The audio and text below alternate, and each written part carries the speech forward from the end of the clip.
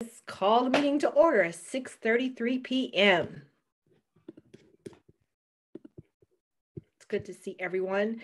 And I did have it in my notes, but I just wanted to welcome Erica. It's good to see you. We'll mention more later, but good to see you here today. Thank you. Should I do the roll call, Jessica? Yes, please. All right, here we go. Starting with the chair and vice chair, Jessica. I'm here. Ernest. I'm here. Great. Jeanette. Here. Mary. I'm here. Wolfgang. Here. Catherine. Here. Erica. Here. Andy. Here. And Lindell. Here. All right. Now we recite our mission, which is so awkward, but if you guys are ready, feel free to unmute. Act as a strong advocate to justice and equal opportunity by providing citywide leadership and guidance in the area of civil rights. Awkward every time. Love it. And then we'll open the floor for public comment. If you like to speak, you can raise your hand, or if you're on the phone, you can unmute by *9. And I will, we have a timer, so it's going to be wonderfully awkward because I will do a screen share with this kind of cumbersome online timer thing that has a really loud alarm that I'm going to try to stop before it actually goes off. But just so you know, we do have a 3-minute timer now. It will be a little bit rough going at first, but we'll get it. So let me just read a statement. The commission welcomes comments and questions and commits to listening carefully and thoughtfully to what is presented. A maximum of 6 public comment time slots are allotted per meeting. Each speaker will have 3 minutes to speak. The commission requests the members of the public refrain from engaging in personal attacks against commissioners and staff members, and ask the comments and questions to focus on matters related to human rights within the city. And it is 3 minutes, and at 3 minutes, I'll give you a 3-minute warning, and you'll have an additional 30 seconds to wrap up your final thoughts. Do we have anyone who'd like to speak? No. I see one, but no, the hand's not raised. Okay, so then there's no response to public comment. So we'll go to approve our meeting from last month. I'm still having a hard time believing it's March. So to see to date, it's like, yes, we were just in February. So you have to do a vote for that, Todd? Yeah, so you can see if anybody has any comments on the first meeting minutes there, which are from 2/17/22, and if not, we can do the vote. All ready for the vote? Okay, I'll go ahead and go through it. Jessica? Yes. Ernest? Yes. Jeanette? Approve. Mary? Approve. Wolfgang? Yes. Catherine? Abstain? I wasn't. Weren't there? Okay. And Erica, I guess you weren't there as well. I was not there. Nope. Would you like to abstain? Yes, please. Okay. Andy? Yes. And Lindell? Yes. Okay, those minutes pass. And then you have your other 222 minutes from the panel discussion. Yes. Any questions, comments, edits?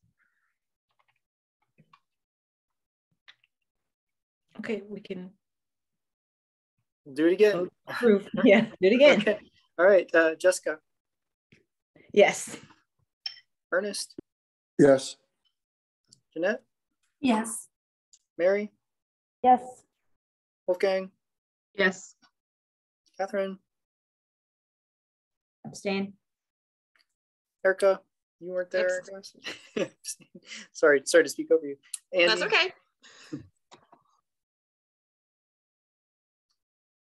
Andy? Abstain. Abstain. Okay. And Lindell? Yes. Okay.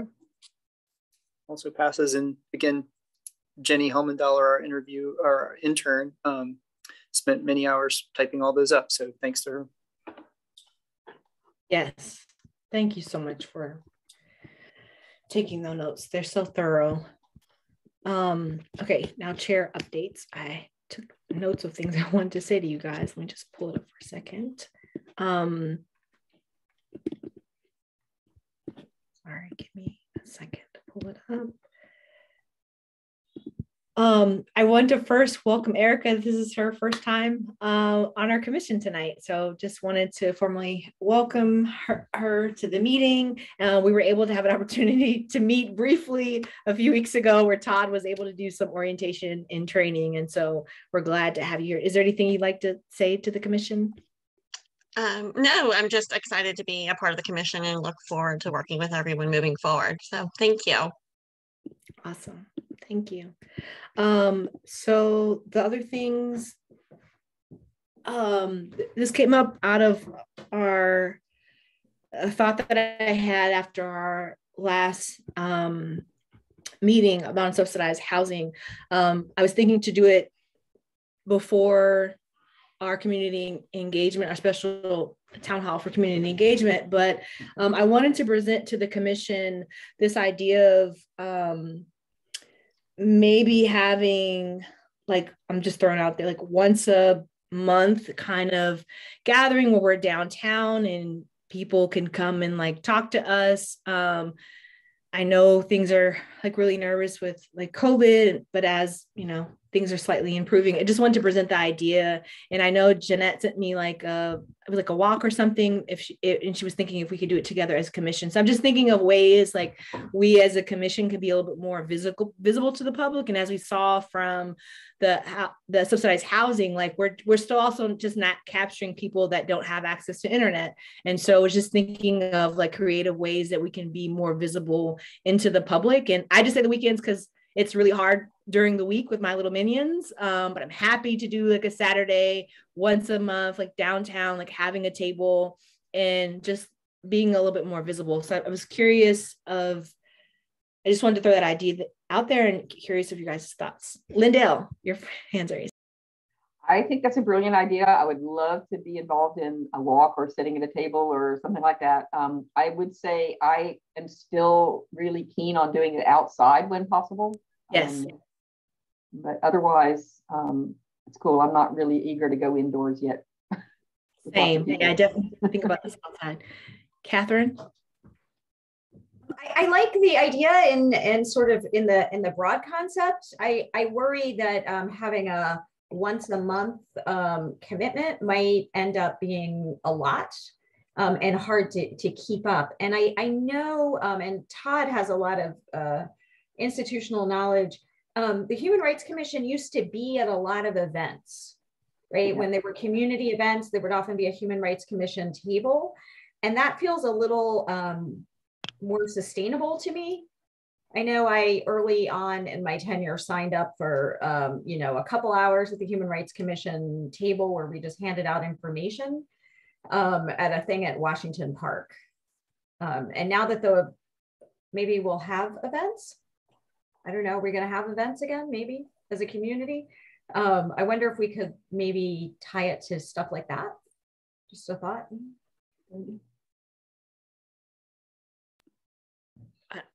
Todd, did you want to add to that? Sure. Yeah, no, that's a great point, Catherine, is that we used to, so I think the one you were at was the African American Cultural Festival at Washington Park, which is sort of a staple event for the office for many years. We were doing Civo Sabroso. From time to time, we were doing, the Pride Festival. There were a number of other events. And so my hope is that those show up again.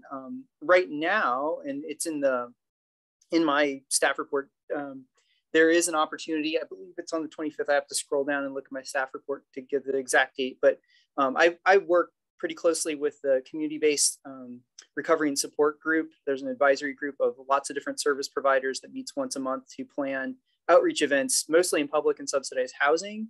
We're going to be at Riverside in public housing. I think it's the 25th. It's a Friday from 3 to 5. And so folks are certainly welcome to come to that one, sort of test the waters. I know Jessica has been to at least maybe 2 or 3 of those now. So anyway, that's just another way you can do it. But I'll keep an eye out for events that we can table. Jeanette. Yeah, I agree that maybe trying to do something doing things as they come would be great. And Todd, I wanted to let you know I'm available on the 25th. If I don't know how we sign up, just let you know and show up, or whatever that process is. Yeah, just shoot me an email. That's a good way to kind of remind me, and then I can send you a calendar invite, and we can just make sure that we're in touch. Thanks. Yeah, so I just threw out 1 month because I was trying to get at a cadence of something, whatever we choose. But I like the idea of just starting with identifying events. It sounds like we kind of collectively have come to that. I wonder if I could task someone from the community engagement, maybe to keep eye on that. And then we can kind of coordinate, in between meetings as these happen. But I just wanted to throw that out there. So Todd and I will summarize as best as I can this meeting and let Todd fill in the blanks. But I attended my first Virginia Association of Human Rights meeting, which was in February 28th. And it's a great, so Sue used to attend those a lot before. So this is my first time actually attending. She used to always report to us about those meetings. And so this is my first one, and I plan to attend in the future. But it was really good to hear. I'm going to do abroad because I can't remember all the things that were said, but it was really encouraging to hear what other human rights commissions are doing. And I know they're all different and they have different ordinances, but it was really encouraging to hear the outreach that they were doing. One city, I forget where this one was, but Newport or Arlington, I can't remember, but they're doing work with high schoolers, and they help set them up of how to talk to city council and preparing them for those meetings. And I was like, that sounds amazing. Why don't we do that here? Not that we need to add to our things to do, but it was just really encouraging for me to kind of hear what's happening in all the different cities. And I think as we move forward, we've done such great work in where we are and getting into a good groove of our balance and our power. I'm curious and interested to continue to go to those meetings and attend and see maybe how we can partner or even use best practices of things they've done and also inform them of what we're doing here. So that was a high level overview. Is there anything else, Todd, you might want to call out?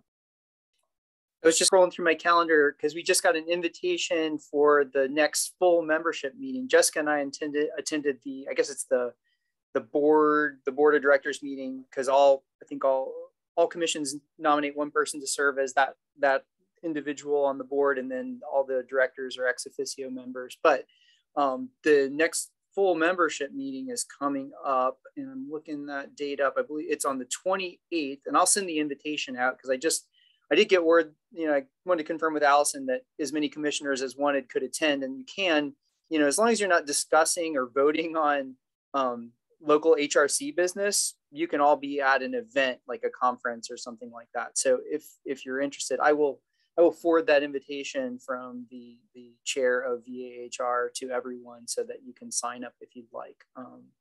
But it's a chance to at least see some faces of the people who are doing similar work across the state, and ask questions, make some connections and network. So.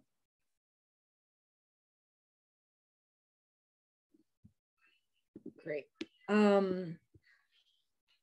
The last, I wanted to give a recap and on Ernest to jump in here too. I mentioned that Ernest and I met with Councilor Payne, and I'll forward you the email where he kind of summarizes the issues that he's aware of within housing. He gives some really good suggestions, but the one thing I really want to call out, I think I called it out last time in our subsidized housing meeting, but I really feel like he gave us a really great framework of how to engage with city council, and the framework and the model, and my scientific hat, I see it as a formula, is like, and what I want us to focus on for the retreat is coming up with 3 to 4 things that, like, every week, well, one, we're going to identify someone potentially, someone like Councilor Payne, to help champion those ideas.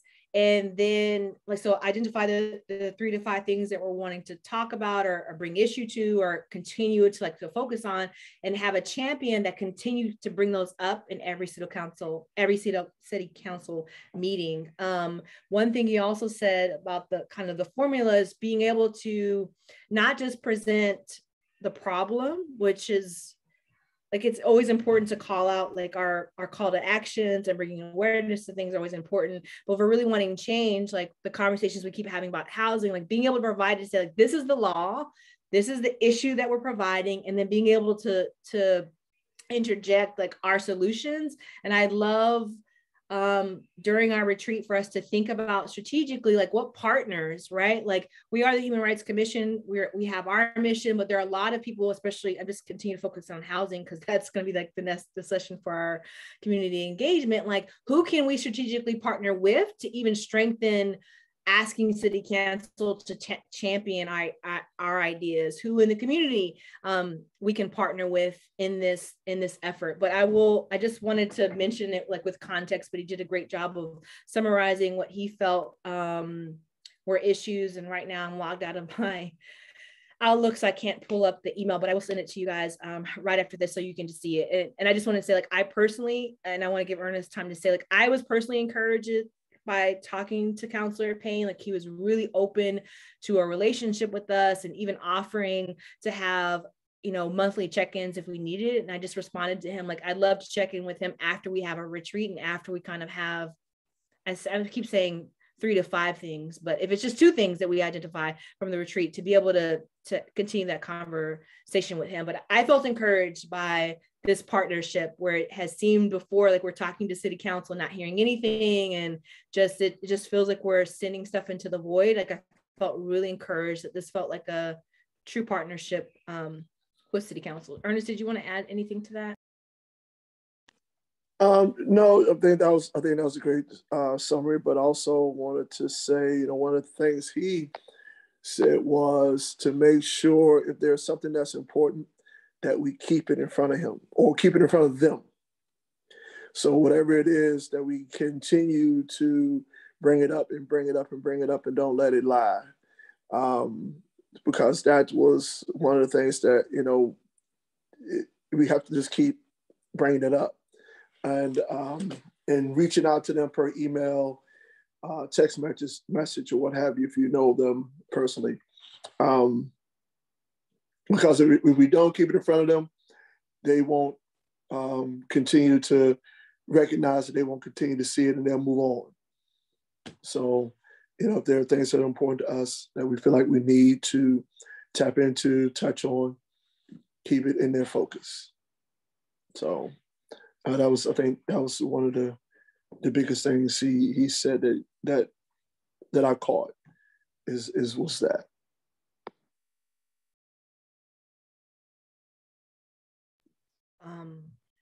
Are there any thoughts of that or reactions? I don't know if this is how these chair updates are, but it's just my interactive part to me. Like, I want to hear your guys' thoughts as I'm providing these updates. Any comments, questions? Sounds great. Thank you for meeting with them and giving that report back.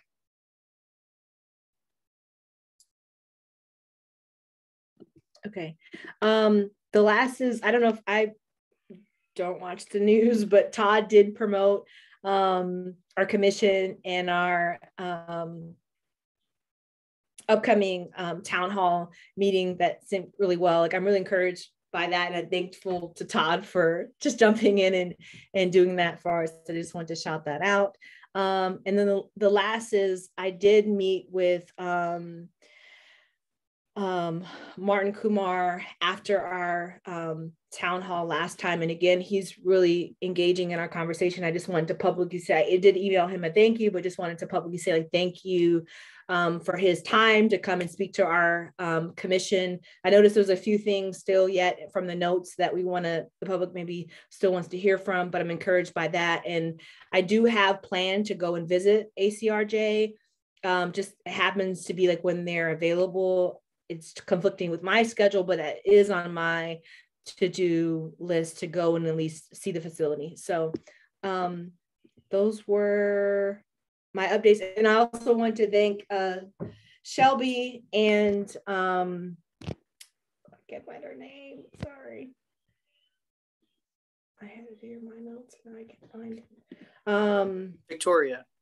Victoria, thank you. I thought I had it written down. Okay, Shelby and Victoria for just coming and like being available and answering all the questions from the public. Like it was so informative to me, and I wanted to publicly say like I'm looking forward to continuing like these partnerships and continuing to just to work together within the city of Charlottesville. So those are my updates. Oh yeah, we got to make sure we say thank you to Joy as well for yes. Well. Yes. Thank you for all of those showing up. Okay. Turn over to you, Todd, for staff updates. Thanks, Jessica. So the reports attached as usual. And let's see, major things. The one change to that report that, and I sent a few emails about it. The meeting that was scheduled from the people who are currently experiencing homelessness, who sent a petition to a variety of organizations in town. It's been rescheduled a couple of times. It's now set for the 29th of March at 10 a.m. In the Swanson case room, which is on the second floor of the downtown library. So if anybody wants to attend that to hear directly from people who are currently living on our streets and kind of how they're feeling about the homeless system of care, that's a good one to come to. I'll be there for sure. And it kind of dovetails with what we've been talking about with a lot of service providers and the deputy city manager, Ashley Marshall, about how can we better address this concern. And we had three big community meetings about it. We're kind of putting together all the takeaways into a summary document and working with Misty Graves on that. And so we should, she's leading that charge. I'm going to kind of be a part of the final review of that. And then we're going to present that out to the public. But again, I'll share that with you all as well, because I think it will inform what you talk about at the town hall, which is emergency housing, as the poll indicates. In addition to that, only other thing I would mention is that budget-wise, so the budget meetings are happening right now. Actually, there's one during our meeting. Council is meeting right now to talk about budget. Right now, today's meeting is about nonprofits and other community partners and funding for them. Just for our budget, it does not look like we have any increases except for the sort of like standard of living, or can't remember. There's a special word for it. Anyway, there's a basic like 7% increase in terms of covering staff cost of living stuff, but we had asked for another position for an investigator, but it's not in the budget. I mention it only because it relates directly to our work around trying to develop our capacity to become a FAP, a Fair Housing Assistance Program. I've drafted the revised ordinance with the substantial equivalence, as you'll note in the report there. I have some questions that I still need to call up Eric Steinecker, who may all remember, who visited our meeting, just some pretty in the weeds questions about some technical terms. But presenting this all to council, one of the first steps is they have to pass the ordinance before we can even enter into the work share. But if we pass an ordinance without staff to enforce it, we could be setting ourselves up for a big kind of challenge.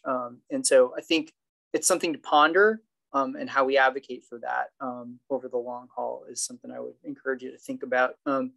Other thing that I met with Ashley the other day, And she was reflecting on the upcoming town hall. And I can either save this for the town hall bullet or mention it now, whatever you want. But I'll just say it because it's easier. But she suggested maybe having a panel of experts after the town hall to discuss the topic. So that's one thing she brought up. And then additionally, she also mentioned if we have big parking lot ideas, we have that whole research and sort of analysis component of the ordinance. There's an opportunity for a research fellow coming up. So if we have big parking lot ideas that emerge, and one of those could be, a deeper analysis of how do we prepare to become a FIPA and FAP and present that to council. That's one thing. But if you have other ideas that you'd like to present, I can relay those back to Ashley and maybe able to get a graduate level research fellow to help with those topics. So I will leave it at that.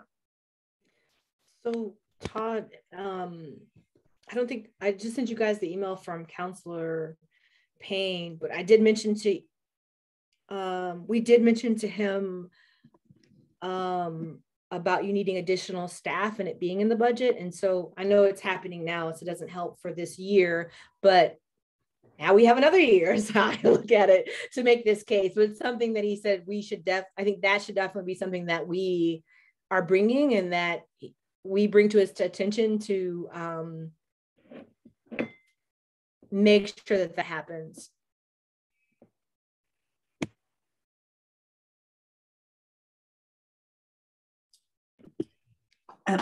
Do you know what the overall ask was? What the amount was? Ooh, off the top of my head, I could dig that up for you. Oh, it's okay. Yeah, it may take me a second because I don't worry about it. The files, but yeah, I have that information if you want.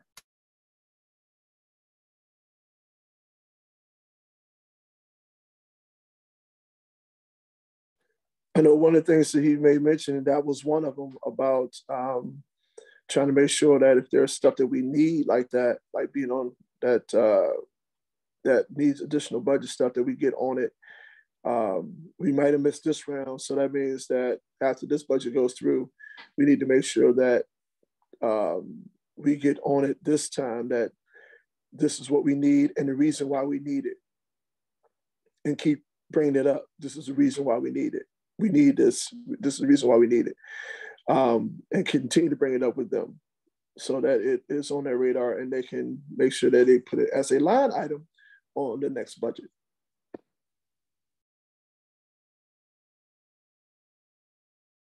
Yeah, Ernest, you always summarize what I'm trying to say so nicely, so thank you. I'll be trying to say that. I don't know if it's coming out that way. Okay, any other updates? Yep, Todd. I was able to find the document, the request document. So the full ask was, it looked like 76,759, which includes all the like other stuff, all the employment costs, the FICA, the retirement, healthcare, life insurance, all that stuff that we have to add in. So that's the full ask. So there it is.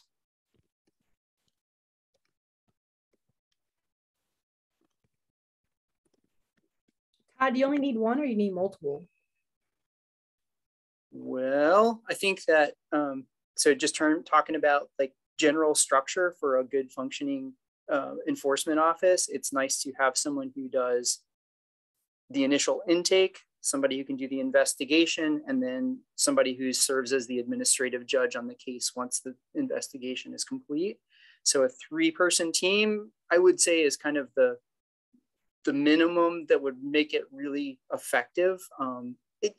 Depending on how many cases get referred back to us by HUD, we might find that we need more. And so that's always like kind of the unknown piece. I think that, when we talk about research fellow, having them FOIA HUD for all of the cases that would have been in our jurisdiction, say for the past 5 years, had we been a FAP, that would be an interesting question. Like, how many cases did the State Fair Housing Office address because they didn't know that they could refer them to us? Basically, would be a good question. You could do the same with the EEOC in trying to make the case for staffing for a FIPA. So those are good ways. I've done that in the past with the EEOC numbers, and it was telling. Have not done it with the housing numbers. So just a thing to keep in mind. So I was strategic in why I asked that. I think, right, so you asked for one. I think our request to city council should be what you need, I guess is what I was trying to get at. So that was good to hear. So I guess it was something we should work on, like for the retreat or numbers, like what does that look like? What does that request? And if we ask for 3 in city council, if it was 1, it's still more than none. But I think we should ask city council and have them champion what we need, what your office needs, is my 2 cents. But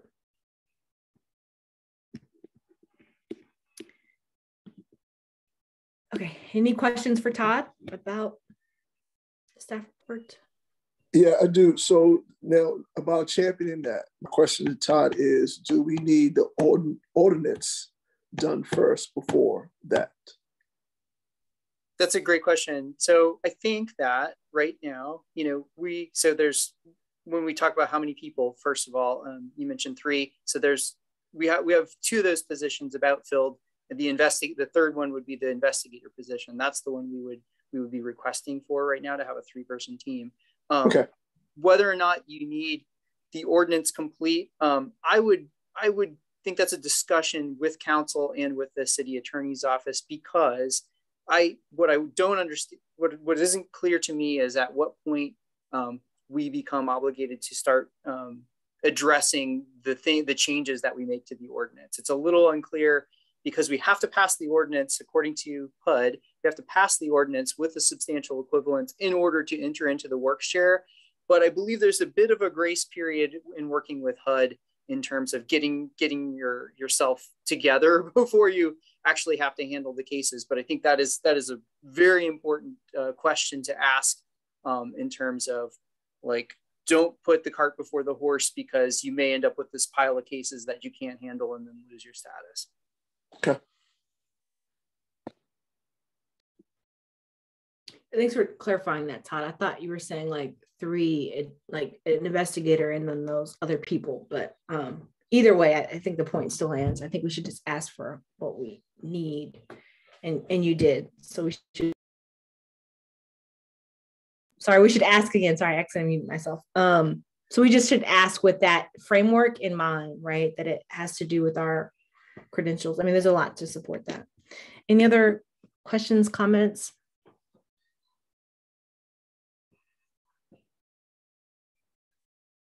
Okay. I just want to let you guys all know, like, I purposely do the pause because I just feel like I'm going like this and just need it for myself, but also so it gives room for people to speak if needed. So it is intentional, even though it may be really awkward. Okay. So HRC rules and procedures proposed revision. So I don't see an asterisk on this, Todd. I thought we had to vote on this one. That could have just been me not putting the asterisk on it, or not knowing whether you guys felt you were ready to vote on it. So yeah, take a look at it, decide. I guess you can certainly take an action if you want. I want to propose something kind of radical. I want to take out the Martha's rules and just keep with the Robert's Rule of Orders, because that's what we actually do. But that is my thoughts. I know what it says as far as change to Martha rules, but I just want to throw that out there, that Robert Rules of Orders is actually more of how we run these meetings. So interested in everyone else's thoughts.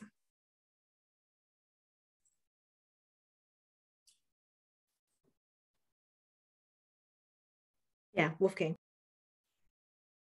I'm curious if the rules may change if we go back to an in-person format. Just because I can see everybody putting their hands up in agreement or nodding in agreement would make more sense, and to do Martha's rules if we go back to in-person.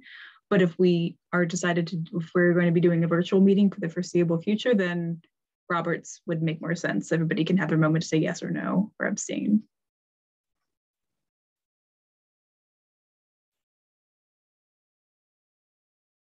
Mary. Well, I don't feel terribly strongly if you know the will of the folks is to change, but I will confess that I found Martha's Rules deeply liberating, um, because you can get a lot of caught up in the like, oh, do we have to vote on this before we have an amendment and all of those sorts of things. So I'm, you know, that's my inclination, but as I said, I don't feel terribly strongly. And I also wanted to frame that I know we have someone helping to take us notes, like the Roberts rule, like makes it easier to delineate like the votes versus kind of like a nod. It's harder for someone who's watching the recording to like be able to identify that. And so like the verbal yes and no also just is easier for note taking. Just throwing that out there. Yes, Catherine. Yeah, you know, one of the reasons we went to Martha's Rules was kind of just what Mary said, is we sometimes got bogged down in the minutia, because Robert's Rules is actually, you know, an enormously developed system. And I wonder, and I don't feel, again, that strongly about it, but could we make some tweaks? I mean, we don't have to use Martha's Rules as they were developed in 1969 in some food co-op somewhere, which is what I think their history is, and have verbal votes. And maybe, I don't know, I just, I would love to see us not using Robert's Rules as a matter of equity, I guess. That was kind of the original impetus behind changing it, was so that people weren't using the rules to control the meetings and we could just move forward and get work done. Lindell. Yeah, I guess my thoughts are that we, I believe, can do whatever we want. We can set up whatever system we want, right? And so Robert's Rules can be very cumbersome. And if we're going to follow it to the letter, it's really kind of, there's a lot of minutia to think about. What if we just took what we liked out of Martha's and Robert's Rules and just had a very simple set of how we're going to do things and just laid it out? Here's how we're going to vote. Here's how we're going to do this stuff. And then we don't have all the other stuff that we may not need or want, but may get bogged down if we get someone who's like, oh, but Robert says you have to do this, or Martha says you have to do that. Why don't we just say the few things that we are going to be doing and just say that's what we're going to do? I always love Lindell for the win. Let's do what we want to do. I love it. And I'm sorry, I'm responding to Lindell because I just like that. But I'm hearing also like the context, Catherine, and what you were saying, Mary, Jeanette, and then I saw Mary's hand again. My comments were somewhat similar in that I don't know that it's, I think it was the way that Robert's Rules were being policed or monitored that made it so cumbersome. And so I agree with what Lindell said. And I also, in reading the Martha's Rules, it's not clear to me that you can only just say yay or nay. You can go through, it seems like you can go through and call for each person to voice their position. So I would be in support of using Martha's Rules with that call out, because I do think that's helpful. Or as Lindell said, creating our own. Yes, Mary. Yeah, I was just going to agree. I think for like record keeping purposes, having a clear vote makes sense, but that's, yeah, I would echo what Jeanette said. Okay, so now to get to the nitty gritty. So we can, I know this is this is our second time Todd is presenting this to us, and I do want to eventually like have us vote on this. So are we comfortable? So kind of what I'm hearing. So what I'm hearing is that Martha's Rule, we want to keep with that.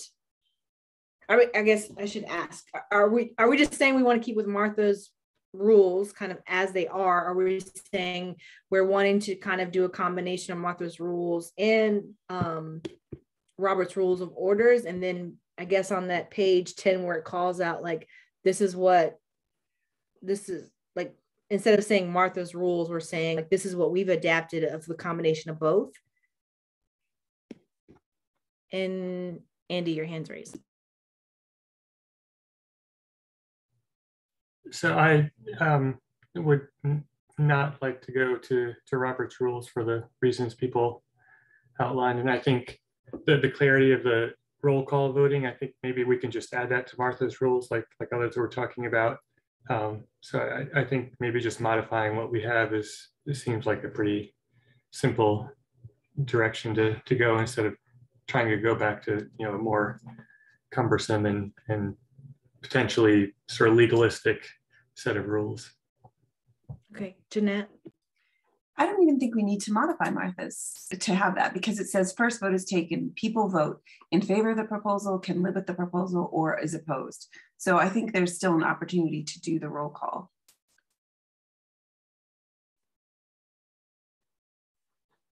Was there something else about Martha's that folks wanted to change? May I make just a quick comment? Yes, of course, Todd. One of the things that, we've sort of done a hybrid system of our own design for a long time, which is fine, and it's worked, which is great. And so I think that there's a very good point to make. You could create HRC's rules of order, right? And just take from this system what you want and add whatever you like, take away what you don't want. I mean, if you notice, there's lots of things that we don't do, right? We don't present proposals in writing. There aren't friendly amendments and discussion only on the amendments. There's not the speakers in favor present their views, speakers opposed present their views. We don't do those things really. We don't do a double vote, which this is talking about. So all the people in opposition state their objections and concerns, and then you re-vote. We don't do that. And it doesn't mention anything about how you vote. It doesn't mention whether it's a head nod, a thumbs up, or a verbal vote. So, we've just been doing kind of whatever works. And I think that if you just codify what you like about all the things that you've been doing and put it in one thing, that would be fine. And you call it what you will. I think that's fine. So, I mean, I would propose that y'all maybe redraft this piece to your liking. Maybe the two of you work together on it and then bring it back up when you have it finalized, if you want. So would someone like to help co-create that with me? I agree with what everything Todd is saying. And I think, like for future moving forward, like capturing certain things are important. Yes, Catherine? I'm offering to help. Okay, I wasn't sure. Okay.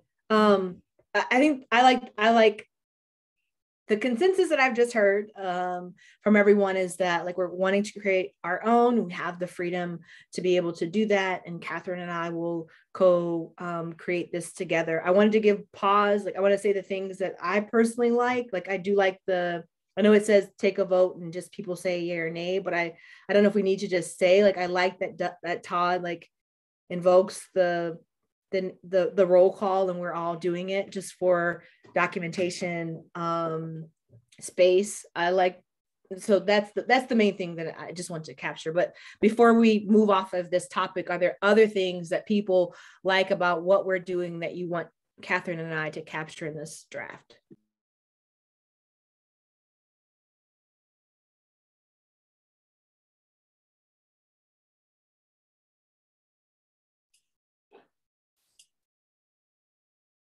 Okay, Catherine and I will work on it. Catherine, do you mind taking a first stab and then we can iterate? Sorry, that's fine. I can do that. Thank you. All right, perfect. I like this idea. I feel like this so captures like what I like most about our mission is that we operate within our limits. And then when we're able to do it our way, we choose to do it our way, which is lovely. And I just appreciate all the feedback and the context.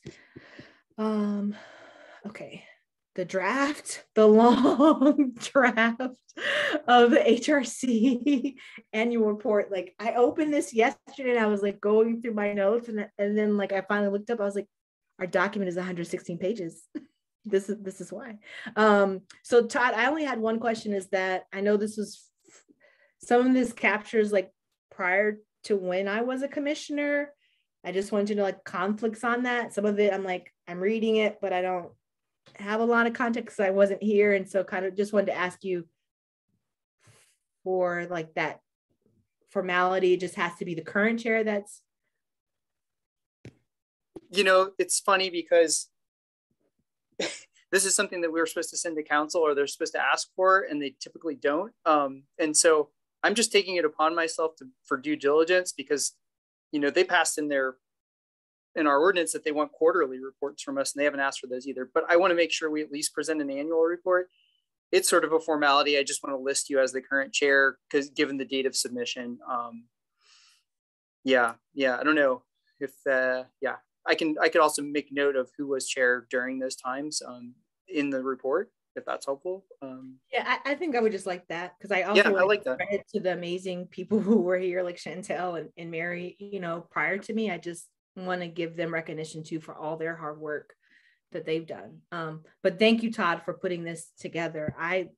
Again, like because of this, some of this was pre me being on the commission. I learned a lot. It was very thorough. So thank you for taking this on. Are there others that have questions, thoughts, comments, edits?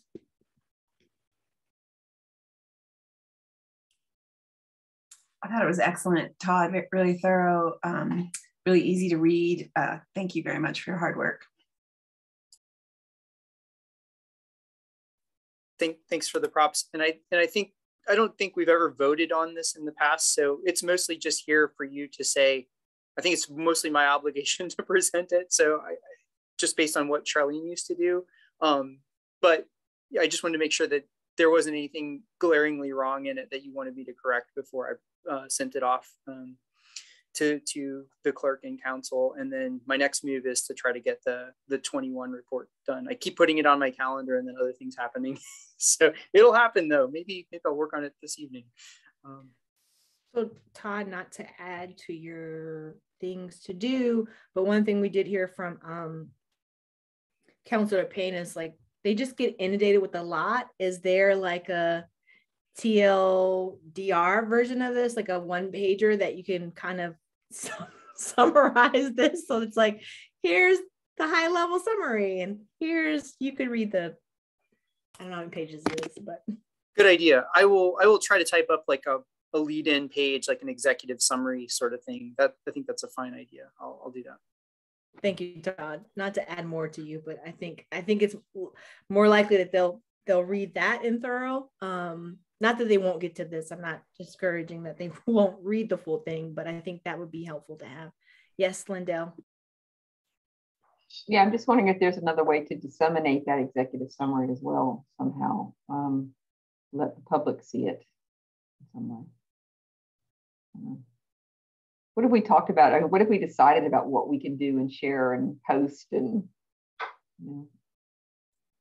So just to clarify, like all of our annual reports, all of the resolutions, letters to council and letters to everybody else are on the website currently. So they're fairly accessible as long as you know to go to the human rights page and click on the documents tab. But I don't know if we like broadcast it. I don't really see any departments sort of broadcasting their annual report or anything like that. But yeah, you could. Linda, are you thinking more like with plain language? Yeah, I was just thinking the executive summary. If we do that, it's something that's really, you know, just really simple. Here's that TLDR, right? Mm-hmm. But here are the highlights. I think that could be really helpful, and I'd be happy to help with that, Todd. I like that. Let me back that up a little bit. How about if what you did was kind of pull out what you think are the most key things? Because I don't know that I have time to read the whole thing, and you probably already know what to pull out. But if you could do that, I'd be happy to help put it into a one pager or two pager for the public. Thanks. I could take a stab at a draft and then send it to you for your kind of insight through the sort of plain language lens. That would be wonderful. Thank you. Okay, sure. No, thank you. Yes. Lindell, even before you spoke, I saw your hand. I was like, she's going to talk about plain language. Yes. Good. So good. I like this. Again, right, we've done so much work and we're putting so many things into play and we want to be more accessible to the public. And I just think about that, like often people are really busy, like don't just have the time, not because they don't want to, but just being able to provide them those high levels. It's just something that Councilor Payne had mentioned to us, like being able to kind of get the short of it. But thank you so much, Todd, for all the work that you put into that. It's amazing. Any other questions about the annual report? Thanks, Lindell, for helping Todd. Okay, so I'm excited about our community engagement that's coming up next month, next week. So I did get to look at, I pulled together, well, Todd, thank you for sending out the responses. It was like really encouraging to have 185 responses. I put it into a pivot chart to easily see kind of like the trends of what was happening. I think in general, like I appreciate every 185 people who took the time to provide us feedback. One thing I was thinking, I know we have a website. I was thinking as I was reading some of the feedback, like it may be nice to create, and maybe we have it somewhere, Todd, but like an FAQ that's on the website. Cause so like, there was just some interesting comments of like, there's just some interesting comments is all I wanted to say, but maybe things can be addressed with an FAQ. Like, this is what the commission is about. This is what we can do. This is what we can't do. Here's the most commonly asked questions. But I personally like got to read through them, and I appreciated the thoughtfulness. And I know we're going to be talking about emergency housing, and I want to hear your guys's thoughts and us talking about the framework for the meeting. But I just wanted to throw that out there about kind of an FAQ on our website. Jessica, there is an FAQ, and it would be great if you like have any feedback as to other things that should be on it. It's pretty simple at the moment, but we could certainly add more to it. And that is a feature of the website, which is kind of nice that all the pages can use. So. Awesome. So I know we've gone back and forth about this framework. I, as chair and like just the facilitator in me, want to practice like what we're going to do. I know there's limits of 2, Todd. Is that something you and I can do with communications prior to the 24th? I think so. I can't commit communications to it, but we can maybe check in with them afterward to see if they have some space to set up with us to try it out. Yep. Okay. And so to summarize what I'm gathering from our email exchanges is that we're going to do it where we come in as panelists, guests come in as attendees, and then there'll be like, I think the thing I didn't understand is how do they register for like the time slots, and then like where are they sitting? Are they sitting in like limbo like I was? Or are they still present, but then they like get bumped into panel? That's the only one clarity, but it sounds like we're going with that first option where we are selecting the amount of people that can speak. They'll have a certain time frame and then move from there. Is that? Yeah, correct? You have the option of doing either a Zoom webinar, which is what this is, where you have attendees and you have panelists, and then you have the opportunity to use a Zoom meeting in which everyone is a panelist, both commissioners and members of the public. And only Zoom meetings allow for breakout rooms. Zoom webinars are like this, and so they're just a linear meeting in which you could subdivide a linear meeting into smaller group meetings to discuss with members of the public. How you delineate which members of the public are in which group, we'd have to think about a little bit, but there's probably a mechanism we could come up with, and communications may have some ideas on that as well. So I think maybe the first thing to decide is whether you want a Zoom meeting or a Zoom webinar. And I did list, if I can go over it again, but kind of the challenges and advantages of each. So yeah. Yeah. I understand, I guess, your pros and cons. I just wanted to say, like, for me, the way I imagine it was the Zoom meeting where we could do breakout rooms. It's the way I envisioned this happening, because that was the framework that I've used before and having these, but I understand like that doesn't give us a lot of control. and there's a recording, and then there's like people have to then if we're doing smaller breakout rooms, then that's, you know, however many breakout rooms that we have to transcribe. So I'm fully aware of that. I will hush and stop what I'm thinking, but I just wanted to say, like, that is what I was trying to verbalize, and all that was going back and forth. The Zoom meeting is what I was initially thinking of. The one downside about the webinar is just that the detail that is not clear to me of how the different groups will be able to speak, and is it enough time? And at the same time, like, you know, for our last meeting, like, we had 1 or 2 people that talked, you know, so like, if it's like that, then having a Zoom meeting makes more sense. But I don't know if the 185 that submitted are like going to show up too. So like, I'm understanding where you are, Todd, and you're very cautious. I love that about the way you think about things, but I will surrender the floor and ask other people's thoughts and preferences to the format for next week.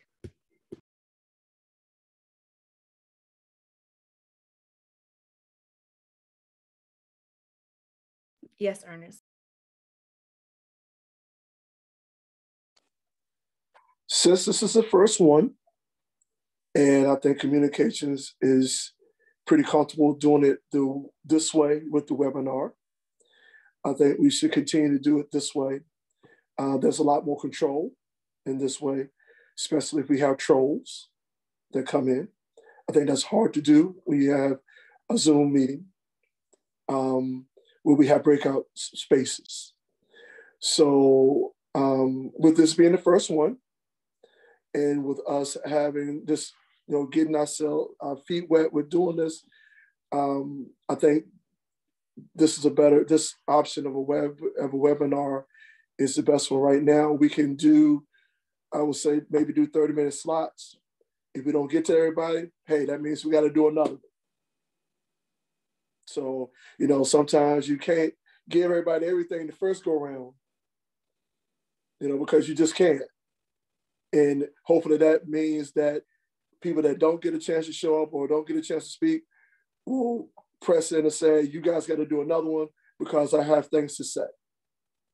So that we get our feet wet, see how it works, see what happens, and then we can kind of move it around, move the chess pieces around, whatever we need to, when we do it again sometime, you know, maybe in May or June or something like that. But I think with the first try, with communications and stuff like that, they're used to doing it this way. Let's keep it this way. And maybe give people slots, maybe half-hour slots for people to sign up to. And then, and I think it's more manageable for us as a commission for now. And then as we see how things go, we can expand it from there.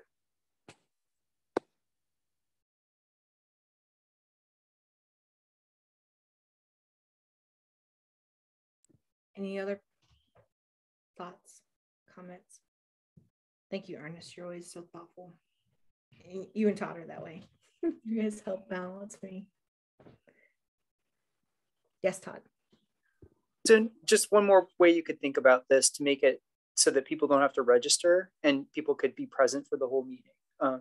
So we talked about, you know, the proposed kind of structure that I submitted was trying to maintain your idea of breakout rooms where you'd have small group discussion. The other way you could do this with the webinar format is break out the time into primary questions that you ask the public. So we're going to spend, so like Ernest was talking about, like 30 minutes or whatever, however many minutes on question one. So the commission poses a question to the attendees, and then you take public comment basically. So each person can have their 3 minutes to talk about it. So it's a little bit less interactive, but you could say that, you know, I don't know, you could give people more than 1 3-minute comment. You could set up however you want to make it more interactive, but, and then you do that 30 minutes, then you ask question 2, give people a time to respond in that way. So it's just another way to use the format in a way that might feel less complicated than trying to have like multiple sub meetings in one meeting.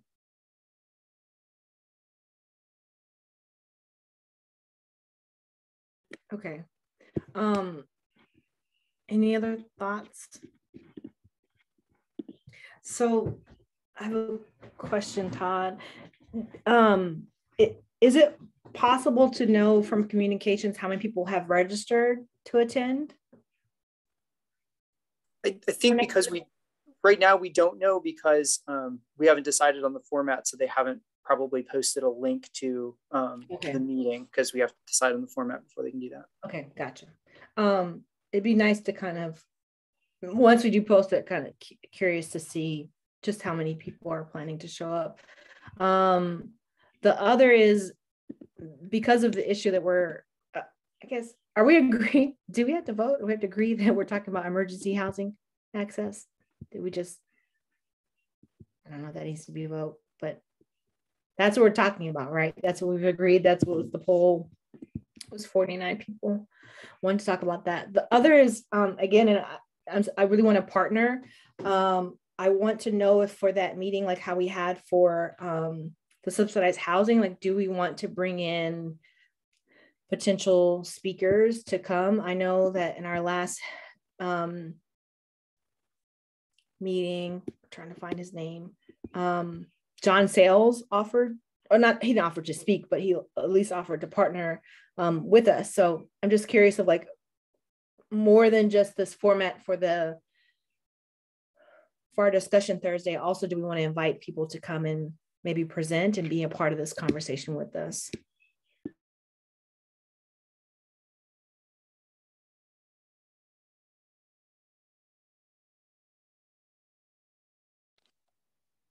I would say invite. They may not have to speak or want to speak at this point, but I would say definitely invite anybody with stakeholders that will be involved in housing, homelessness, and that type of thing. I would invite them to say if they need to speak anything. May not put that pressure on them right now. Okay. So who would you like to invite?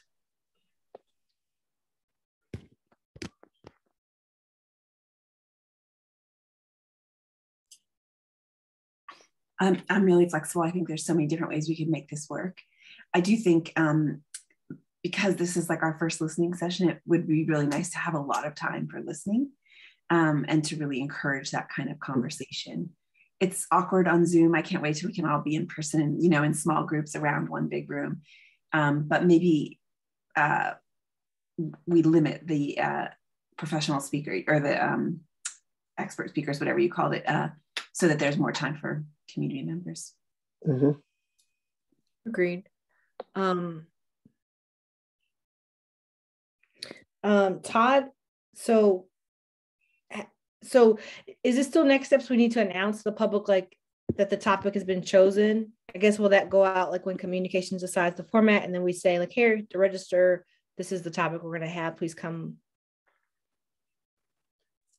prepared for questions. Or yeah, so you let me know which of the two Zoom formats you want, and then I will let Lasheen know. We can write up a quick press release. She can post it on the news flash, so it'll be on the front page of the city website, and she'll probably drop it on the city's Twitter account and city Facebook. I'm not sure, there might not be enough time for me to get on NBC 29 again, because they usually have to register kind of a few weeks in advance for that. Mary, is there a city council meeting Monday? And would it be, I'm sort of off the schedule of whether it's next week, but if there is, a lot of people listen to that. I wonder if it would be worth like attending and talking about it.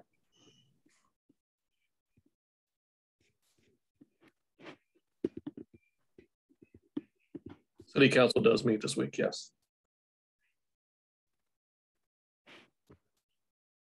Sure. I think that might like get, I mean, just a lot of people watch that.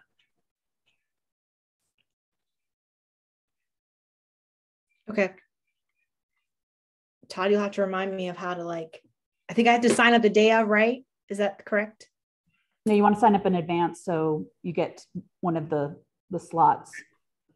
Right. But isn't it the day of, Todd? I think it's Friday. You want to do it by Friday, or maybe 9 a.m. Monday? Yeah, you can. The details are on the city website, but I can forward that to you again. We can just check and make sure that hasn't changed or anything like that. So, Okay. and if you have questions, you can always also reach out to Kina Thomas. He's the clerk of council. She'd be happy to talk to you if you have any questions about presenting to council. So yeah, let's definitely check the process, but yeah, I think you have time. Okay. So what do you guys, it sounds like we're wanting to go with the webinar format, but yes, Jeanette. We could also ask Michael Payne to announce it. Like counselors do announcements at the beginning, and they often announce other meetings. And so then that way you don't have to try to sign up and get on or whatever. You could just give him some language to read. That part. That's That part, Jeanette. Yes. Let's do that.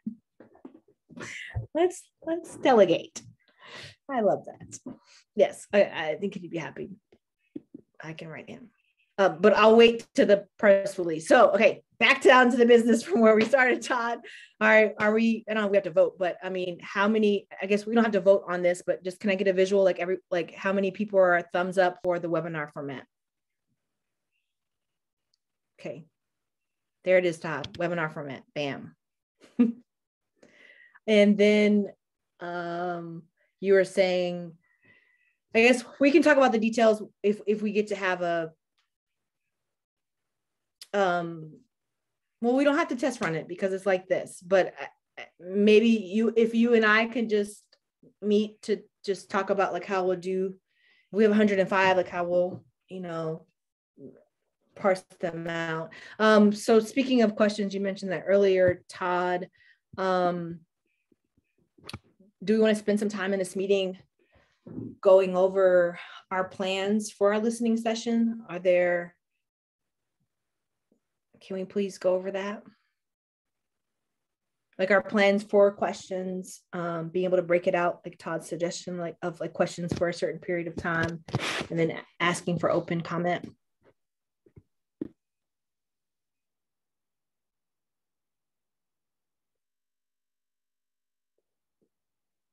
Wolfgang. Sure. I mean, was the intent to focus the questions based on the responses from the survey? So we would talk about emergency housing access, followed by, looks like quality of affordable housing would be next in priority. I was underneath the impression we were talking about just one topic, which was the emergency housing, but I can stand to be corrected.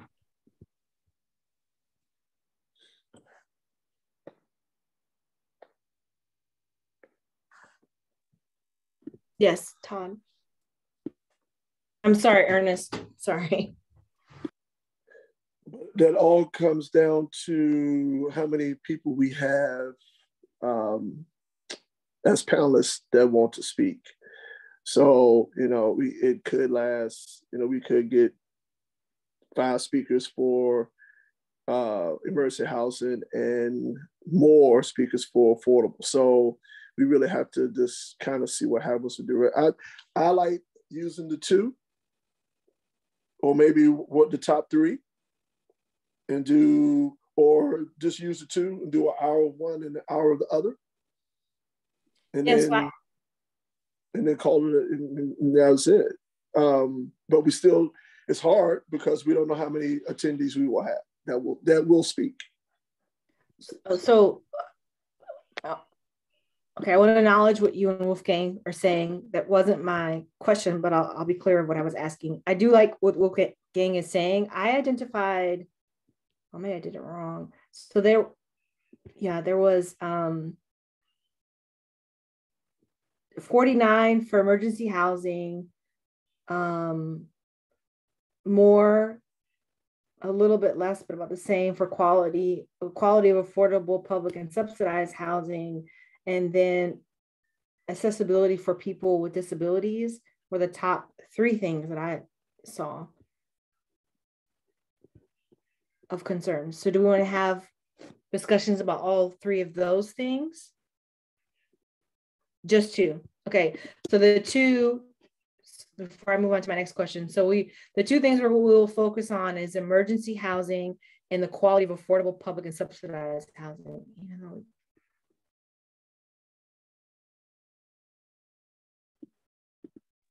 Yeah, and again, a lot of this is going to be on how many panelists we get. So the more panelists we have. I guess I'm asking, do you want to have two? Is what I'm trying to get at, or do we want to have to just one topic? Okay. Andy, I mean, and we'll. Oh, go ahead, Andy. Sorry, Ernest. I didn't mean to cut you off. Okay, Andy. Yeah, I think having two topics is fine. And then just having sort of maybe 15 minutes or some amount of time where there is flexibility for people to bring up topics, but kind of structure it around two topics to begin with, but build in a little bit of flexibility. Wolfgang? I agree with Andy. That's exactly what I was going to say. So do we agree? I'm putting in the chat. Do we agree on these two topics? Emergency housing, quality of affordable public and subsidized housing as our two topics. I think that sounds great. And having some open time is also really nice, like maybe 40 minutes for each of those, 20 minutes extra or something. Love that. Okay.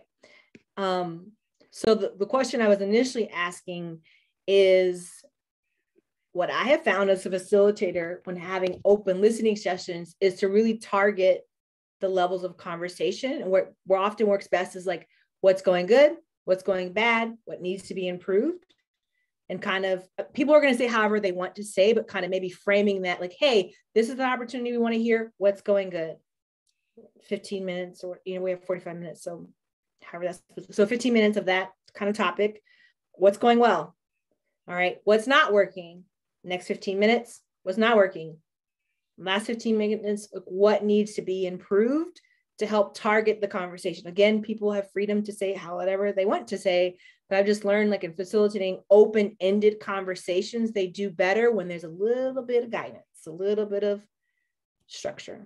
So that's what I was asking, are those appropriate questions?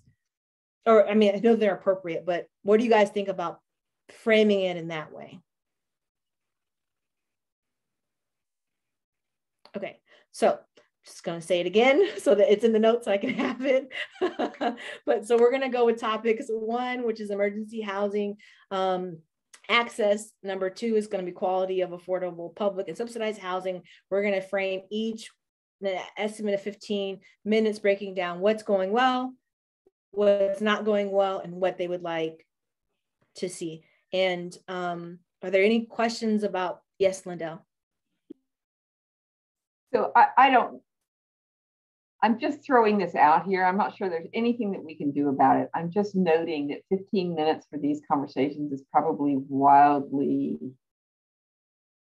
underestimating how much time this actually needs. That's all, right? Because 15 minutes is barely enough time to kind of say hello to everybody, and you know what I mean? It's really hard.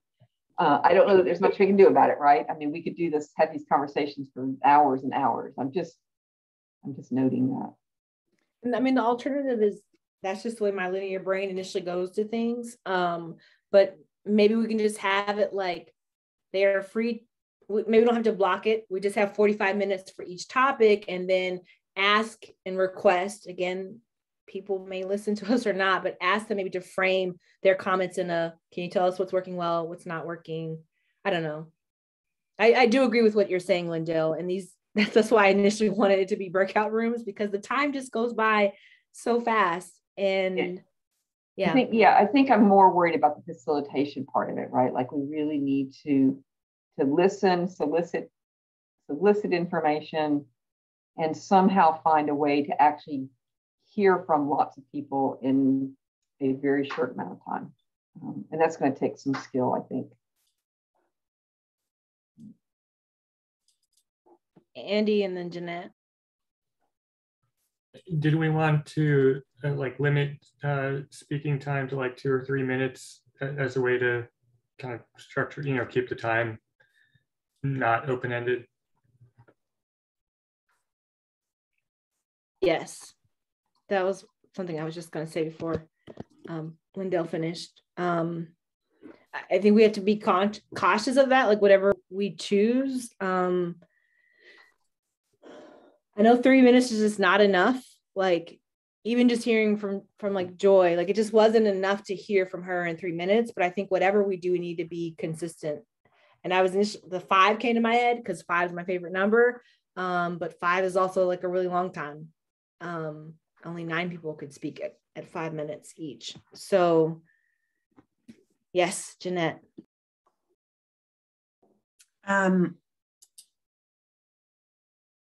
This was way back when you suggested, I do think it would be easier if you just pose those 3 questions and then open it rather than having like a period for the positive, a period for, and then have each person, if it's 3 minutes each or 5 minutes each, speak to whichever of those 3 they want. I like that idea. Lindell. Yeah, I'm wondering, do we have an option to somehow advertise ahead of time what it is that we're going to be doing and the questions that we're going to be asking, and then reminding people, you're only going to have 3 minutes, but we want to hear what you want to say. We may even say, suggest that they practice putting in, saying it in 3 minutes so that we're sure the message is we want to hear from you. So we want to help you make the best use of the time that you have available. I don't know. I'm just trying to think out loud because 3 minutes goes by really fast. Whatever tools we can give people ahead of time to prepare might be helpful. I really like that. I think that's ultimately what I was trying to get at about the positive, negative, what you need to be done. It's just to help structure people, because when you have open-ended, just like, I don't know, like it's harder to frame and summarize. Like if we can ask them, like, please be prepared to come in these 3 categories. We'll be asking you to please, let us know when you're starting. I like that idea, just prepping them of like how our framework is how our framework is. And even in the press release saying like, I forgot who said it earlier, maybe Jeanette, like this is a listening session. Like we're going to do a lot of listening. We want to maximize everyone's opportunity to speak and provide us information, because we as a commission want to figure out what we can do and what our call of action is. And so it's most helpful for us to hear it in these 3 categories. Jeanette.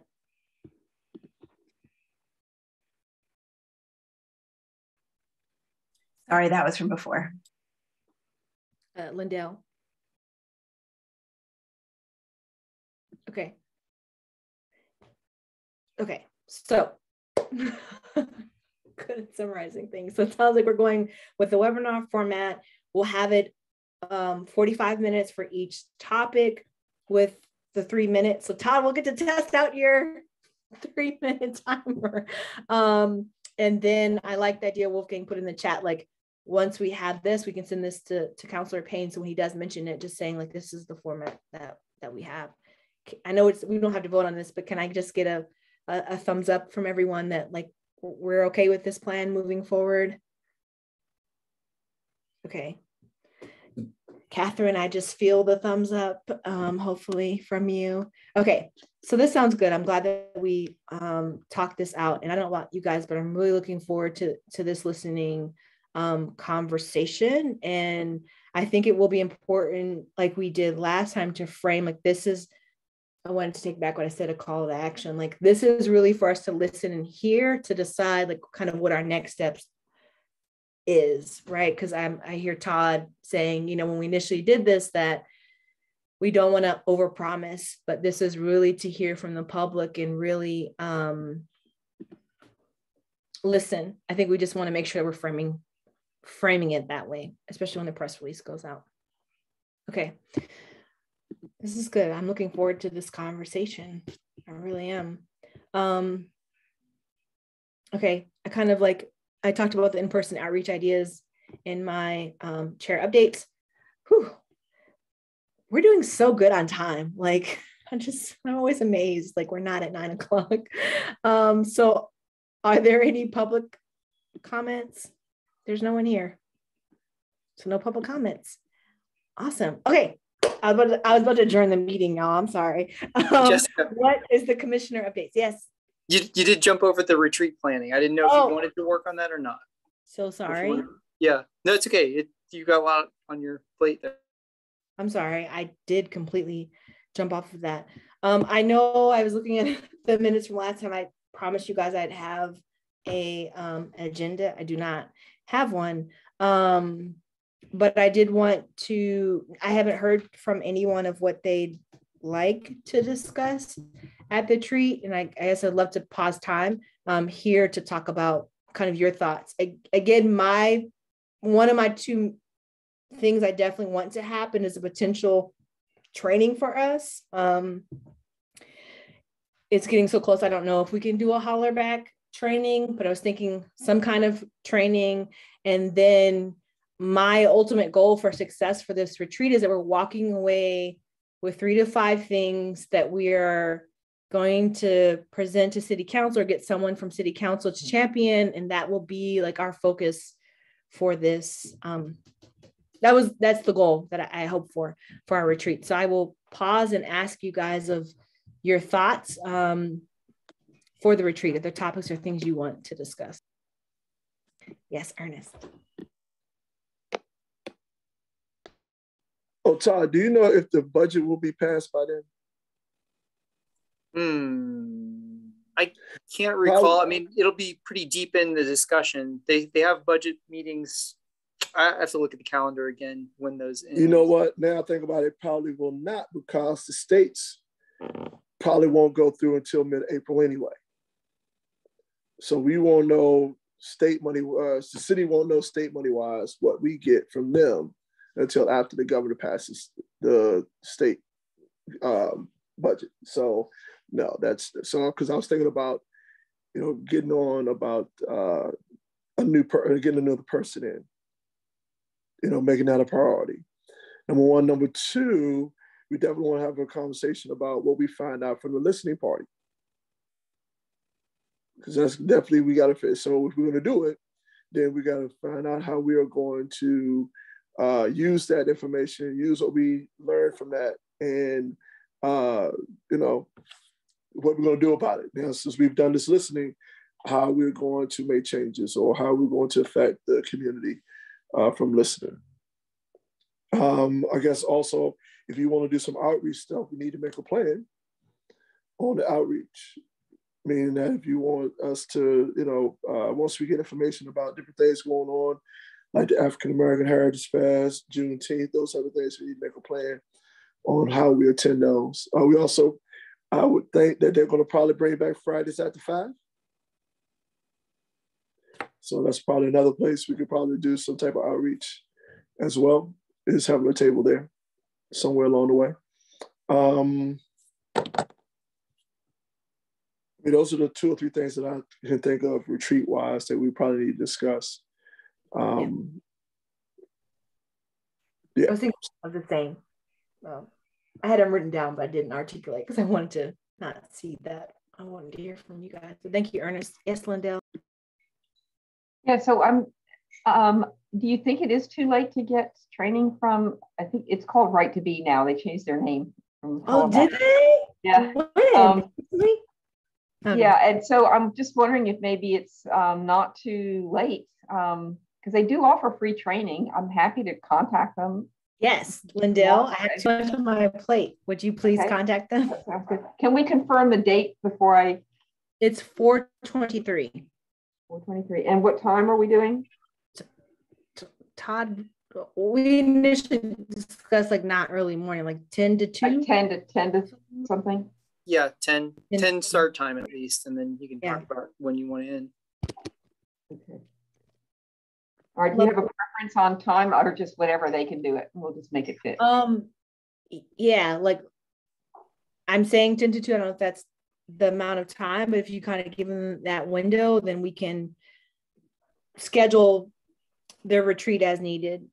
Okay. It'd be nice to know too how long. I know when I've done it before, at least an hour. Yeah, so that's kind of the challenge. They may have an hour-long training, that I've taken that were like 90 minutes or a couple of hours, but they may have a 60-minute one, right? Yeah. Worst case scenario, if we wanted to do this, we could together take an online training that they've done that's already recorded, right? That's not as dynamic, but it is something we could do together and then discuss. I like that. I like that idea. And for everyone, and especially for Erica, because you're new here. Sorry, I'm not providing a lot of context. I apologize for that. I remember how it was when I first got in the commission. I'm like, so many things are happening. I'm like, where is this originating from? And I'm lost. So just giving you context. It's, what is it called now, Lindell? Not holler back, but can you type it in the chat? Or right to be. Yeah. Right to be. So I learned about this years ago, and Lindell and I have taken training, but one thing that I just believe in strongly is like training, but also bringing us to like a baseline, like together, having common language. And I had mentioned this before to Ashley Marshall about like recommending even to city council about hosting like a bystander training. And I think the bystander training would be really helpful for us in the work that we're doing, especially now that we're engaging more with the public. Like I believe sometimes in leading by example.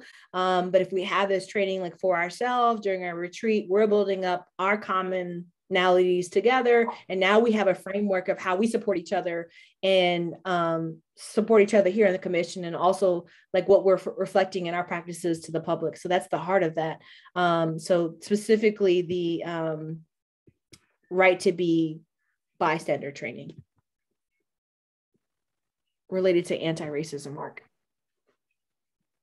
Okay, so this all sounds good to me. Is there anything else that others would really like to see at the retreat?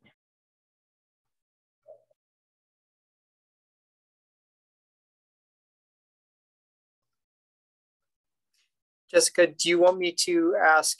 I know we have sort of an annual obligation to go over FOIA.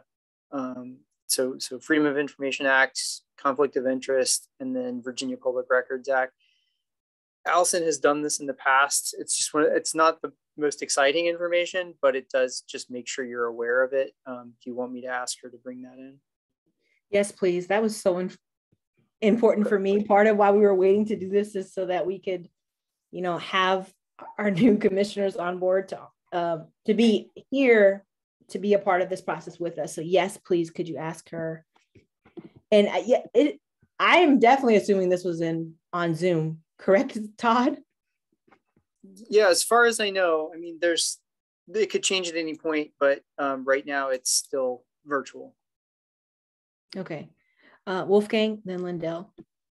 I was just making a suggestion that if the weather held, we could maybe rent a Charlottesville City picnic shelter and get together in person. Many of you I have not met in person, but I would very much like to. And I can make some food. It'll be cute. I'm just petitioning for safe, but also in-person gathering. The only thing, right, is it wouldn't be recorded, which is. Is that permissible? Because we have to allow other people to. Right, that's what I was saying. Attend. I mean, the previous retreats that I've been at when I was my first iteration on the commission back in 2015, 2016, none of them were recorded. Charlene rented an Airbnb. We got together in some fancy house and nothing was online or recorded. It also gave us space to more freely discuss. So I don't think it needs to be. Right now, I think we are still at the mercy of what city council decides in terms of like the city state of emergency. I don't think we have prerogative yet to meet in person, even in a safe setting outdoors. I can check on that, but that's kind of my impression, is that until council starts meeting in person, we're not able to meet in person. And yeah, we do have to, they are still public meetings, so we do have to take minutes. They don't necessarily have to be broadcast, but right now they are if we meet virtually. So, and we'll see what happens in the future. Lindell. Sorry, I was just looking at their website, and they've got a new kind of website too. And I'm just looking through the trainings, and I'm assuming that we're really talking about the really basic bystander intervention. And I noticed that they have two. One is bystander intervention in public spaces, and then another one in the workplace. So I don't know if we want to focus on one or the other of those and asking them what they can do.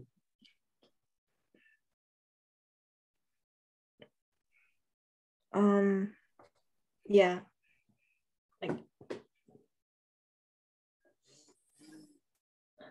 yeah, I don't know. I can ask them what. Yeah, I'll ask them what they can do. I mean, I'm sure both are valuable and probably applicable. I mean, I'm sure we'll learn whatever we learn that work for everything. yeah. Do they get? Well, I mean, I understand, but for everyone here, could you give descriptors of how they're describing like public versus workplace bystander? Okay, let's see. In public spaces, we all have a responsibility to do something when we see harassment happening, but too often we freeze. We don't know what to do.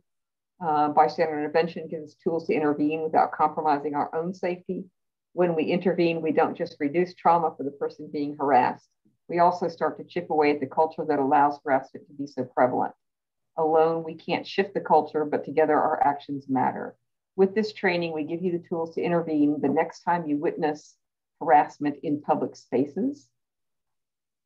And then we just see quickly if there's any difference in the workplace. Yes, our trainings are different. We go beyond legal requirements to align with your organizational values. We train employees to contribute to a healthy and welcoming work environment.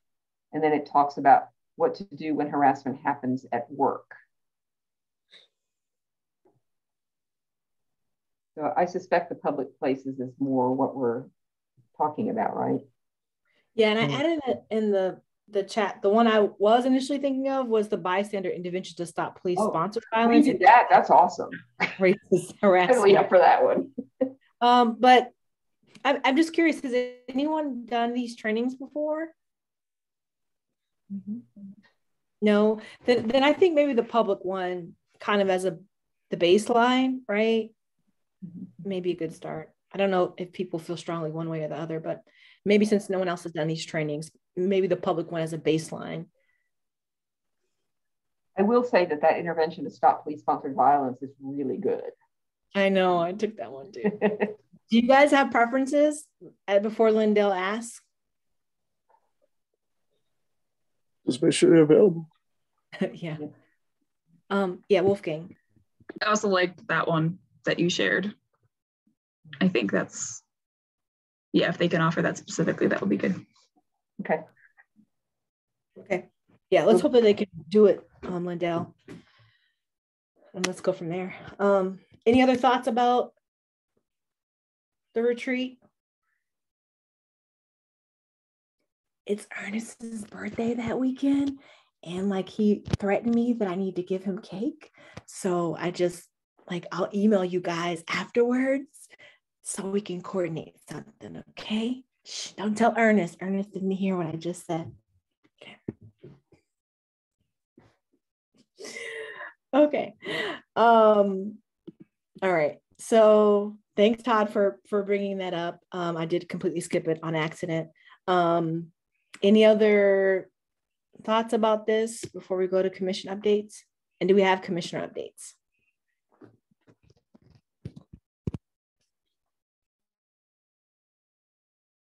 Yes, Lindell. Is everyone going, Lindell, will you shut up? No, it's fine. Okay, so I do want to let everyone know, I've mentioned this before in years past, and it's finally coming to pass here. Our organization works with the National Society of Black Physicists. Yay, Jessica. Jessica has also worked with the NSBP. And it looks as though we are actually finally going to sponsor their annual conference here in Charlottesville, which will happen in November 6th through 9th. We are intentionally doing it and holding it in downtown Charlottesville, not at the university. This is actually not a university event. This is a City of Charlottesville and NSBP event or NRAO event. We're hoping for about 500 Black physicists. About 300 of them will be undergraduate students and graduate students. I just got the names of some people to connect with in the city and the county because we just discussed this week that we would like to arrange, the students actually said they would like to work with local school children. So we're going to see if we can arrange to bring the children to the Paramount for some interaction with with the undergraduates and graduate students, some kind of maybe hands-on training or just talks. We don't know yet. This is going to be something that the NSBP students will figure out. We're going to be taking over downtown. A lot of the meetings will be taking place at the Jefferson School. We're booking the Paramount. So it's going to be a really big thing, I think. And I don't know if the HRC, if the Human Rights Commission wants to do anything formal with us, but I'm just putting that out there. I think it's going to be really spectacular.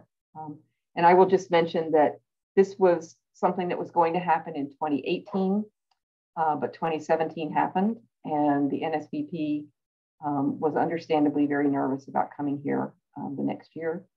But they have since met with people here in the city. They've met with us. They visited the city twice and are feeling very comfortable about coming here now. So just want to share that. And I'm happy to talk with anyone who may want to do something as part of this. Yeah, Todd is. What do you think about that? I would like to do something, even if we can just greet them or having a meeting with them one day. Like, I'm also personally invested because I'm a member and I'm excited about this, but I'm also deferring to you as director of the Human Rights Commission. What are your thoughts?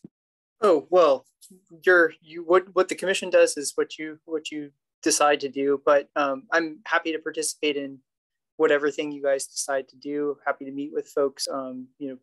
If you're downtown, stop by the office. I'll probably be there unless I've got somebody on the phone or in the back. So yeah, if you want to set up a time, like if you want to show people what we do and talk to them, that's totally fine to you. Again, I've said my reasons. Is the commission wanting to support this? I think we should. But is the commission wanting to support this? I was thinking one thing we might do is just a welcome letter, some kind of statement or something. I don't know if that's appropriate, but that just seemed like a nice thing to do. Yeah, I also agree that, we need to get this on the city's, the superintendent of schools radar as soon as possible, so they can work out something with some coordinators within the city, schools, science teachers, what have you, to bring some of those guys around. Again, we'll work out something that either the kids come to the Paramount or they come to Charlottesville City, to the Charlottesville High School. Charlottesville High Schools, I don't know if anyone's been to their engineering lab that the guy has over there. It's outrageous. Matt Shield, I think it is, Dr. Shields. The lab they have is, they're making all types of stuff. They're baking, I guess it's their science group or engineering group. Kids do well every year. They go places and where. So, this fits right in. And I think it'll be great for our African-American students to see some Black physicists in town and doing some things like that. So please get a letter. Since you have I don't know if you have a flyer that's out or you have confirmation that that's the weekend, get that on their radar as soon as possible. Okay, thank you. We will do that. And Jessica's not going to say anything, but I'm imagining that Jessica is going to give a presentation at the NSBP as well. I am set forth to do it, but they haven't officially asked. But I definitely am like, whatever they need. So I like the letter of support, Lindell, and maybe there's an opportunity where Todd and I can greet them if they're downtown for something. I think that just like the formality of that. And I know you've been working so hard on this, and I'm glad that the city has really taken this on, and Ashley was there, for our last meeting, and one of the commissioners was there too. So I'm glad that that this has really come into fruition. I think it's going to be amazing for the NSBP members. And I love your idea, Ernest, of just the local schools, because that is a big part about NSBP is the mentorship, right? Having NSBP in my career really helped me, because I got to see people that look like me, and that component of them being able to give back or engaging with our local high schoolers would be, I'm sure, amazing. I know it adds more onto your thing to communicate to them, Lindell, but it's definitely a really good. It's cool. I love it. Any other commissioner updates? Catherine, I just wanted to call out, you did send us, do you want to talk about what you sent out with the, okay, I was trying to find it, but is there anyone else? I don't mean to call it Catherine, but I know you sent us something via email that I was thinking to discuss with everyone. If I had any memory of what I sent, I would happily. Okay, let me look it up. It was.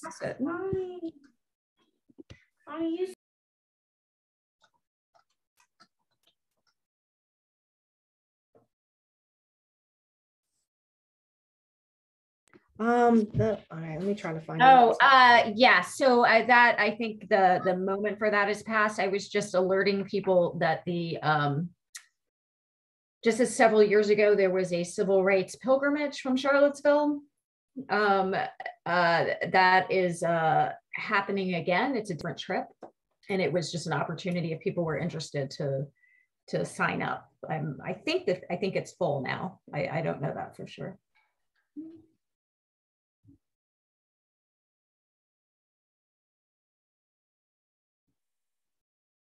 One other sort of related issue, and I don't know if this is a human rights issue and we don't need to talk about it right now, but with the Swords into Plowshares project, there is a lot of opportunity for community engagement.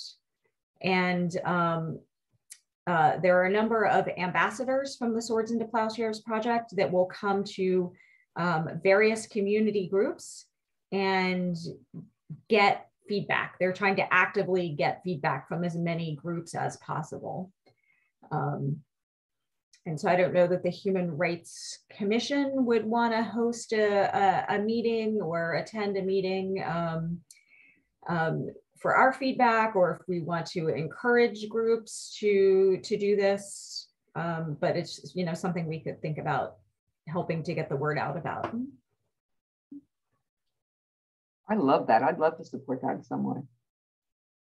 Yeah. And I mean, how long a talk do you think they would need? Is it something that we can invite them to come to a meeting and talk, or should we do a separate event? I could find out if it could be done in a time that would fit within our public meeting. And they basically are asking, what do we want from public space? What are public spaces where people feel safe? What are our goals for our public spaces? It's a sort of facilitated discussion around those kinds of questions. Who would be the contact person? Would you be a contact person? I don't have it at my fingertips, but I do have the contact person. So I could send that to you, or I could get the information and send the information to you. I'm just curious. I think that my workplace actually would probably love to. I mean, we've got a lot of local people. Yeah, exactly. So I will send you the contact information. That would be awesome. I will definitely love to set that up. Yeah. Yeah. They will come to workplaces. They will come to community organizations. They will come to neighborhoods. They will go anywhere there are people in the general Charlottesville area. Thank you. Is everyone aware of what she's talking about? Just to make sure. No, my son decided to talk to me right when Catherine was starting. So if you could tell me one more time, I missed your introduction. I was just talking about the Swords into Plowshares project, right? The project to re-envision how the material from the Lee statue will be transformed into something else. And there's a process for obtaining input broadly from the community. Thank you. Yeah, Catherine, I'm glad you brought this up. Yes, I love the idea of anyone who wants to come to our meeting to have a discussion, if it allows. My kids are attacking each other right now. Sorry about that. So I would love to maybe have them come and join to talk. And you made me think of something that has been happening to me. I've definitely had different people wanting to partner with the Human Rights Commission, and I default to tell them, like, I am chair, but I am one of many, like I reflect you guys as a whole. And so if others are wanting to have these conversations, like please invite them to our meeting just to come, and then we can discuss if we want to have them come and present to us. But I definitely am open to more of these conversations and community members to come and speak to the commission. So yes, like please, if you can put us in contact. Okay. Any other updates? So I do see we have, can I go back, Todd, to public comment? There was no one before, so now there is, so I don't. Okay. Thank you, John Sales, for being, not to put you on the spot, but we didn't have public comment before, but if there is something that you would like to say, I will pause if you'd like to speak for public comment. Yay, Todd, he does. Okay, so John, I'm going to give you the floor in a second. I have to do a crazy maneuver here where I share my screen and it'll become a big timer. So you're going to be part of an experiment, so bear with me here. So here comes the big timer. Do you all see it? Mm-hmm. Looks like a big cartoon timer. John, I have to now find the participant list. This is the downside of using these things. Okay. And I'm going to give you the floor, John, and start the timer when you start to speak. Good evening, everyone. I promise I won't use the 3 minutes. So thank you for giving me the opportunity to speak. I was following the chat and I came in super late. So I would really love to know what Ernest's favorite cake flavor is, because that was in the chat. And I do also welcome some communication between the Human Rights Commission and CRHA to see how we can both better serve the residents we're serving. So thank you all for everything you're doing, and have a good night.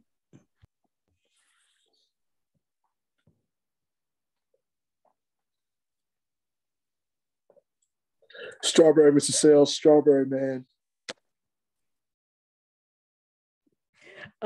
Thank you, Todd, for that. That wasn't as painful, though we didn't hear the crazy alarm.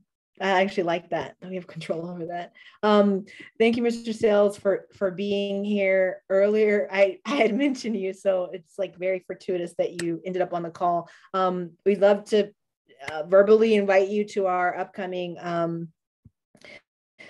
community engagement. We have a special community engagement town hall that is happening next Thursday on the 24th, and our topics are going, so we had, just for context, I'm not sure if you followed it, but we had community members select things that they would like to present to the commission, and we have listening sessions. And so the 2 topics that we'll be talking about next Thursday are emergency housing access, and the second is quality of affordable public and subsidized housing.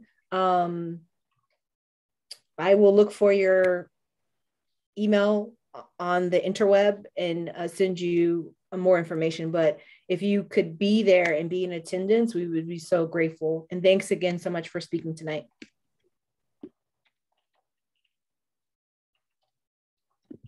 Okay, so any responses? I responded, I always jump in.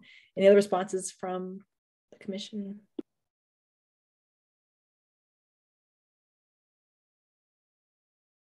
Okay, all right, so no more commissioner updates. Okay, I'm gonna officially adjourn the meeting at 8:21 p.m. Thank you, guys. Thank you, Jessica. Thanks, Ernest. Good to see you all. Thanks, Jessica. Have a good night. Everyone. Thanks. Have a good evening.